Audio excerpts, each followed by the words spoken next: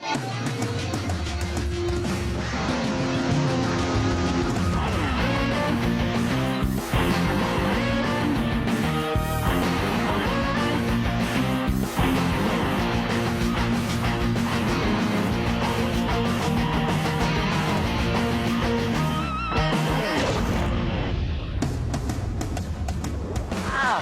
there, good to see you again, and welcome to today's Art Attack. So, are your pens ready? Are your pencils ready? Okay, on your marks, set, go. I'm going to show you how to get some tickets for absolutely anything. And there'll be a very wet and windy big Art Attack. And I'll show you a great way to get effects using the sun and the moon. They thought it was just an ordinary teen bedroom. Little did they expect the horrors that lurked in the deep, dark corners.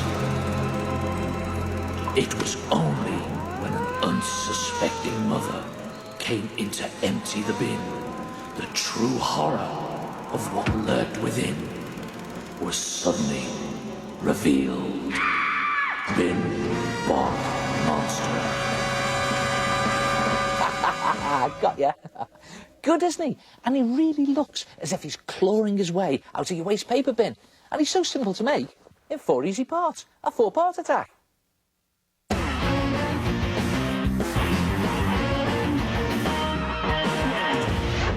Now, first you need to prepare your bin because this is going to get messy. Just put a bag inside your waste paper basket and hold it in position with a couple of bits of tape. It's also probably best to put some newspaper down too.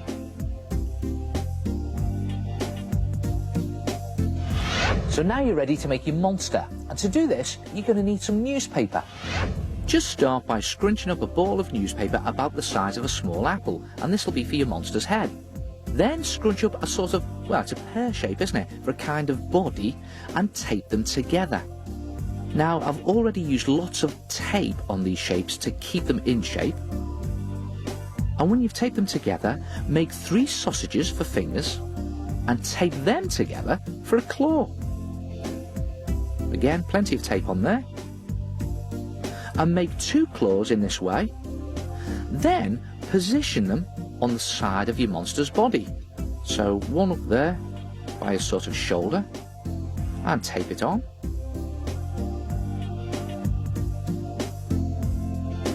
And then the other one on the other side. And make sure those fingers are nice and curled into a sort of reaching out, grabbing monster position.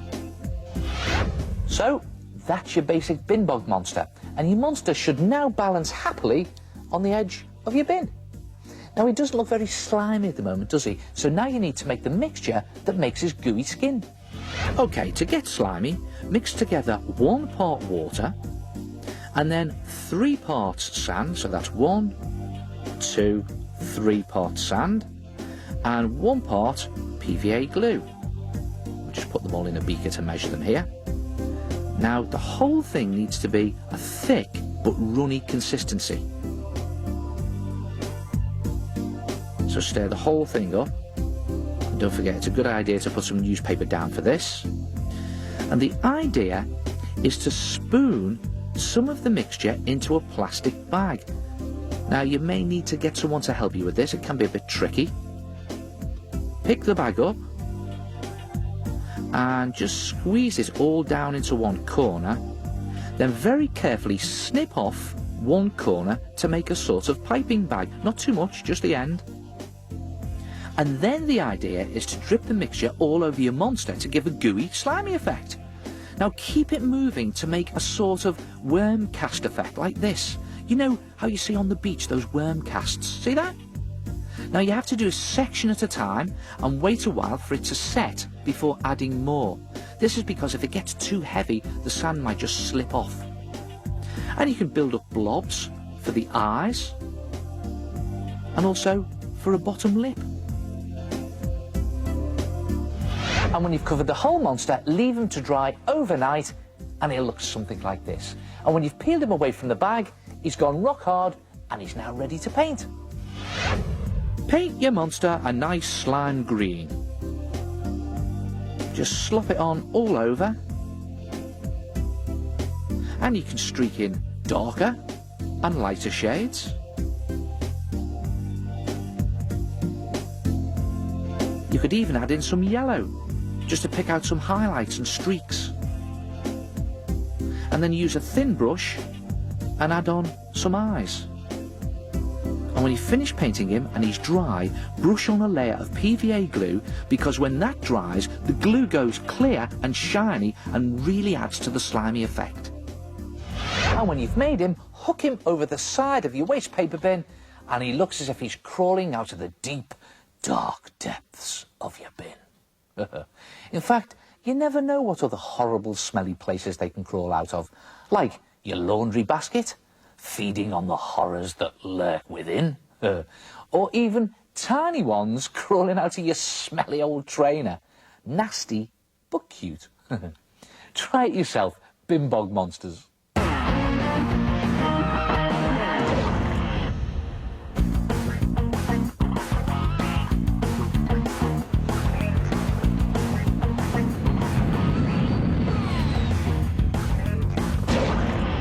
So there I was, on my sunny summer holidays. And guess what? There was no sun. It was freezing. I wanted to do some sketching, but my paper kept blowing away. So there was only one thing for it. Keep warm with a big art attack. Whoa, steady.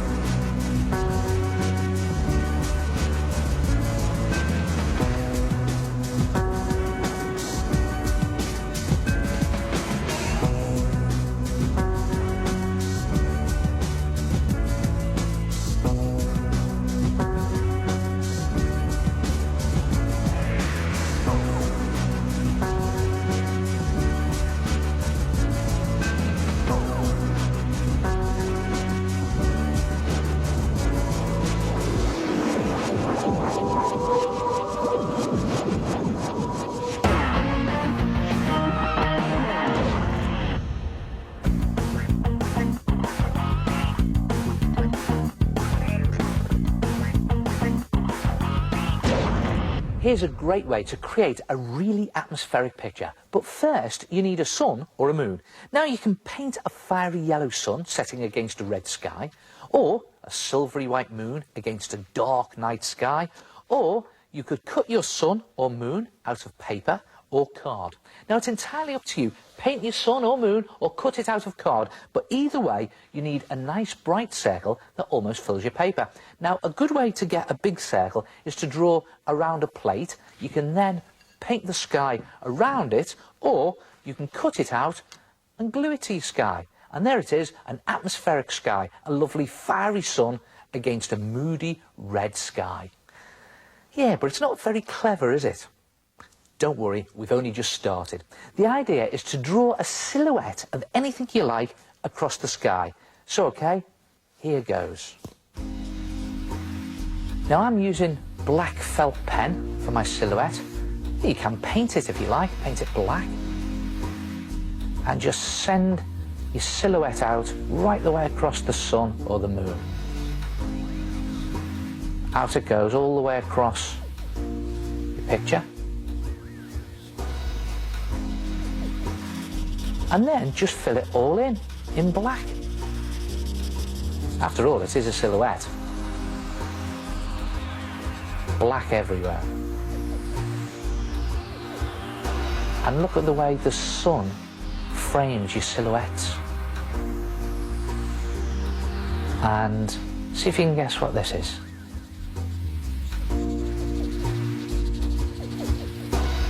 And the little one there. Now watch this. A nice long curly tail. Yeah, you got it. And a thinner pen for some wispy bits. Again, it's all silhouette. A bit there. A little bit more in there, I think.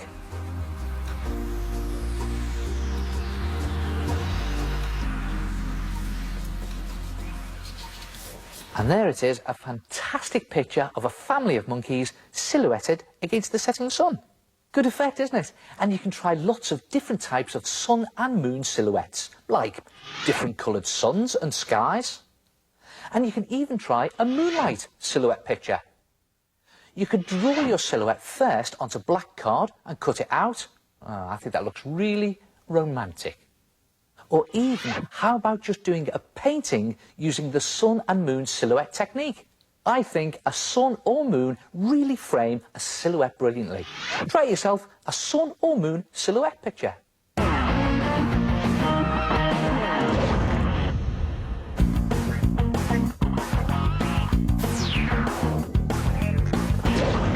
you know what? Wherever you get your ideas from, I want to go there.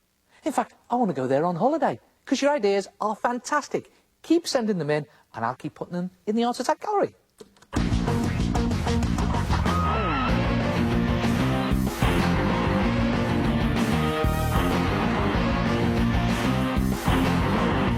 Now this pen and ink drawing of Queen Victoria by Jessica shows you don't have to use colours in your picture to make an impact. I love the simple monochrome colours she's used. And here's a real crayon masterpiece. Brad's drawing style and vibrant use of colour combine together to create a real funky picture with loads of movement. And look at this. William's drawing proves that you can create a really striking picture using boring mathematical shapes, but in an exciting abstract design. I wonder if he knew this little trick when he was drawing all of those circles. Watch this. If you need to find the centre of a circle, here's how you can do it using an ordinary sheet of paper. Don't believe me? Check this out. Here's my circle. Now to find the middle, the first thing you do is place the corner of your paper like that, so that it touches the edge of the circle anywhere you like. Then mark off where the paper crosses the circle, like there and there. Then take your paper away and join these two marks together, like that. And you will find that you've cut the circle exactly in half. Then if you do the same again, anywhere you like, corner on the edge of the circle like that, and then make a mark where the paper crosses the circle. And again, if you join up these two marks, Where those two lines meet is the exact centre of the circle. Good, eh? Anyway, back to some more of your art stats. Ah yes, now look at this. This is a great portrait, Joanne. I particularly like the way the colourful camouflage pattern in the background makes the foreground face stand out even more. And just look at this fantastic art attack from Maria. I love your creative use of cocktail sticks. Haha, very spiky. And I like this collage, Sam. It's jam-packed with different materials, creating an exciting abstract piece. Nice art attack, that. And take a look at Sinead's fancy pillow. She looks like she's had loads of fun making this, and she's gone all decorative with pieces of felt and metallic thread. And this picture combines two of my greatest loves, art and footy. What a great idea, Ryan. Draw something you're really passionate about. Yeah, great football picture from Ryan. Oh, and that reminds me, I've got my ticket for the big match. Look. And I also managed to get a ticket for the concert as well. And I got a ticket for a big party as well. And where did I get them? I made them myself. Yeah, they're not real. Look good though, don't they? In fact, you can make a ticket to anything you like. It can be for a big event that you make up, or for something real like a party. Now, I'm going to do one for my own fancy dress party, and the theme is showbiz. Cut a coloured A4 piece of paper into 4 strips, then take one and start to design your ticket. Now, tickets often have a section at the end to rip off, so start with a dotted line a few centimetres in for the ticket stub. Then, because this is a showbiz party, the background is going to be like a strip of film, so use a black pen and just draw on some film sprockets. That's the sections of film. Just round them off like that. Then how about an old-fashioned camera with the reels of film on the top, and a smaller one to match on the stub. Now, tickets often have metallic detail on them, don't they? So a silver pen really adds to the effect. Just pick out a few bits of the detail in your silver pen to really lift the ticket. Then, in gold pen, over the top of the picture of the camera, in big letters, I'm writing Showbiz Party. And a slightly thinner pen on the stub. Then if you go around the whole thing in silver, it looks really professional. And you could always add an official stamp by sticking a shiny sticker over the dotted line.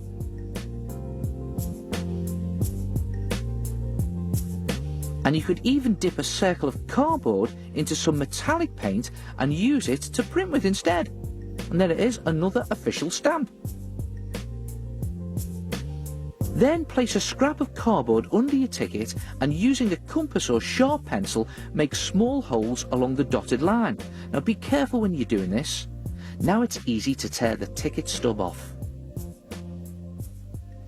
Then of course you need to write on all the details of your party. So the venue is my living room, and there's the date and time with an official scribbly signature from someone important at the bottom, and all the same information is on the stub as well.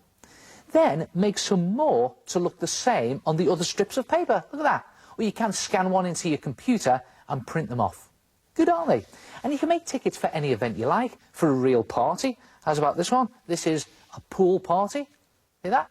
Or you can make something up like a concert, maybe for your favourite band or something, or even a big sports event. Look at this. England versus Brazil in my back garden. I wish. Try it yourself. Tickets to anything.